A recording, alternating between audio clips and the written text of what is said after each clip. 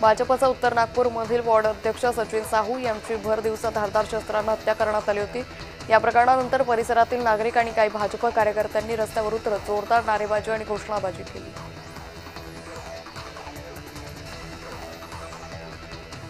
ठाण्यातील कळवा परिसरात गाडीचं साम्राज्य आहे। दिव्यातील डम्पिंग ग्राउंडवर ग्रामस्थांनी घंटागाड्या अडवल्या असून 3 दिवस घंटागाडी न आल्यानं जागोजागी कचऱ्याचे ढीग झालेत।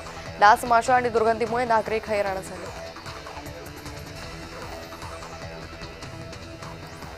डहाणूतील आरोग्य विभागाचा ढिसाळ कारभार समोर आलाय। डॉक्टर गैरहजर असताना परिचारिकेनं महिलेची प्रसूती केली।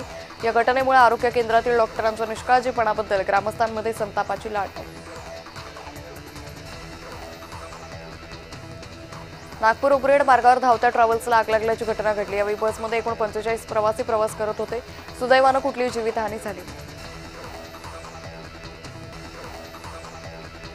लोणावळा हे पर्यटन स्थळ असल्याने या ठिकाणी मोठ्या प्रमाणात बाहेरून पर्यटक कॅब बुक करून येत असतात।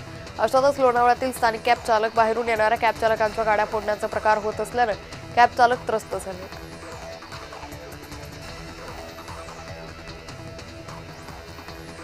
हेतकर्स पब्लिकेशन यांनी प्रकाशित केलेल्या कवी प्रतीक स्मिता उत्तम पवार लिखित पुस्तकांना का घाबरतात माणसं या पुस्तकाचा प्रकाशन सोहळा संपन्न झाला। सम्यक साहित्य संस्था सिंधुदुर्ग आणि रुईयाच्या मराठी विभागाच्या संयुक्त विद्यमानं प्रकाशन सोहळा रुईया महाविद्यालयाच्या सभागृहात कार्यक्रम संपन्न झाला।